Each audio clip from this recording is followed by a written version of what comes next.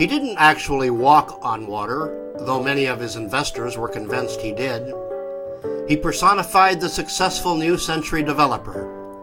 He was Atascadero's Citizen of the Year in 2006 and Grand Marshal of its biggest annual celebration just a few months later. But today, Kelly Gearhart has fled California and is a primary target of a multi-agency criminal investigation into both his activities and the resultant environment of government corruption he apparently cultivated.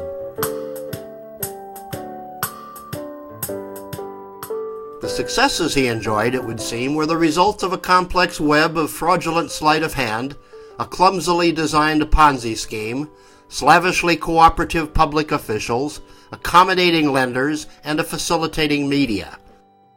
He is thought to be responsible for looting tens of millions of dollars from unsuspecting investors. I had no idea that he was as devious as he was.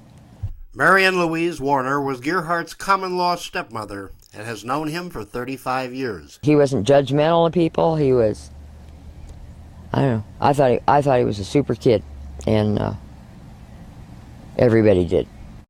That super kid would one day become a super land developer. He did not have to follow the same development rules as other developers. For more than a decade, Kelly Gearhart, short, stocky, slick, wooed and wowed building officials and others as he carved a multi-million-dollar development empire the likes of which San Luis Obispo County had never experienced. Gearhart rode a construction tsunami to a personal level of wealth that allowed him to acquire multiple homes and properties, jet aircraft, and luxury vehicles, and to finance exorbitantly expensive trips to Las Vegas and other gambling meccas for his friends and business associates. He did a lot of very, very charitable things for a lot of people. But the longer I watched him do it, the more I understood that it was all for a reason, you know. Reporter Karen Veely has been investigating Gearhart since 2007. Kelly Gearhart, at the peak of his career, was someone that had a lot of power. He had a lot of support, not only in the city, but in the county and even in state government. He was able to mingle with people such as Senator Abel Maldonado, County Assessor Tom Bordenaro. He had a jet. He flew to Vegas regularly with some of the best known people in the community to gamble, and he had support. As a result, Gearhart was able to ignore or erode local building codes and other regulations, pocketing over the years huge sums of money, all at the expense of local taxpayers. He had a preference for those with real influence in planning departments, and others who could surreptitiously help him finance and rubber stamp his project proposals. Remember, this is a guy who seems to have gotten his big start in life in the aftermath of a mysterious, and for him profitable, fire which destroyed those Ohio buildings in 1986. Was Gearhart involved somehow in arson, injuring 4 firefighters? His father John got a telephone call that morning. We were laying there in bed, got a phone call, and I could just tell from what I was overhearing and what John was saying, that building had burned, or something bad had happened to the building. And I could just hear it in his voice. You know, and John was actually a pretty good liar. But I said, you son of bitches burned that thing down, didn't you? And he said, yeah. He said Kelly wanted it done from the beginning. That was the only reason Kelly got involved with it. This is a deal between him and his dad, and that was early in Kelly's business days. And you know, they were kind of throwback men. Philanthropist, twisted genius, or just another common crook? Opinions of the man, held by people in Gearhart's old community of Atascadero, still vary widely. Jerry Clay, who was a city councilman, and he said he has done more for this community than anyone else here. So there were many people that felt he was very important.